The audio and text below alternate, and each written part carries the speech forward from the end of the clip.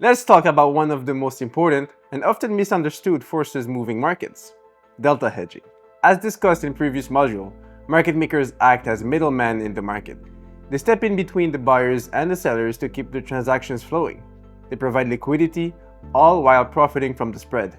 But in doing so, they often take on risks they can't afford. That's where hedging comes in, a way for market makers to protect themselves.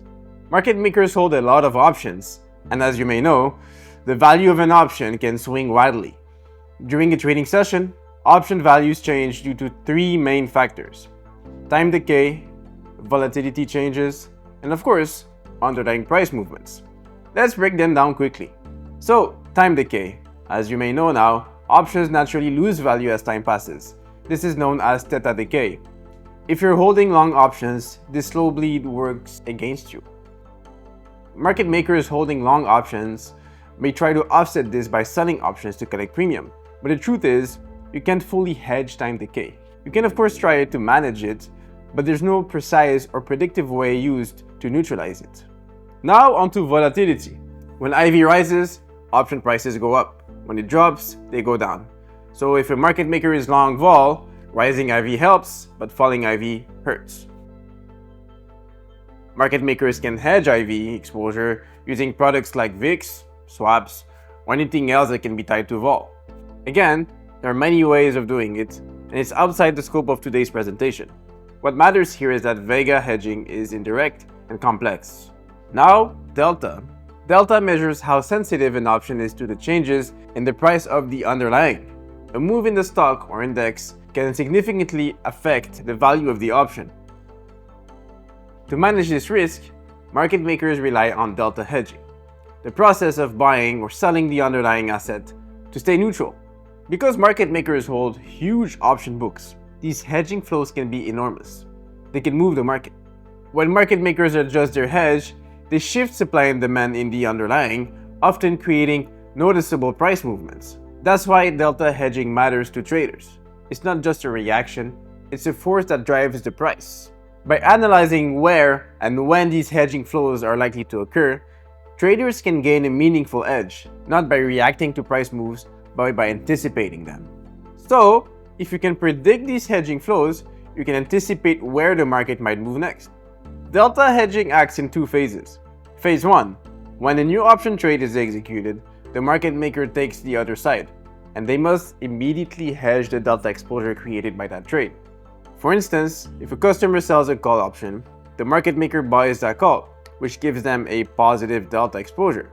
To stay neutral, they sell or short the underlying asset to counterbalance that exposure. Because it happens so fast, right when the order is filled, it's pretty much impossible for outside traders to anticipate. When you see it on the tape, it's too late. So let's visualize it with a concrete example. A customer buys 10 SPX call options, each with a delta of 0.3. Each option controls 100 shares, so the total position delta is 300. The market maker who took the opposite side of that trade is now short 10 calls. His net delta is negative 300. To hedge, he needs to buy 300 shares of the SPX to rebalance the delta exposure. But SPX is not directly tradable, it's an index, so generally they use ES futures. Each ES mini contract covers 50 SPX shares, so they buy 6 ES contracts to neutralize the delta exposure. And this brings their exposure back to delta neutral. Now on to the phase 2. So keep in mind, as we saw previously, delta is not fixed. It changes constantly. As the underlying price moves, time passes by, and volatility changes, the delta of each option shifts. So market makers need to adjust their hedge throughout the day. These changes are driven by what we call second-order Greeks. Gamma measures how fast delta changes when the price moves. Charm tracks how delta shifts with the passage of time. And Vana shows how delta reacts to change in IV. Now, here's where things get powerful. If you know the market maker's option book and you could simulate how it responds to changes in price, time, or IV, you'd be able to anticipate their next move. In other words, you'd have a forward-looking view on how the market might react to those changes. Here's the basic logic. If delta increases, market maker need to sell the underlying to stay neutral.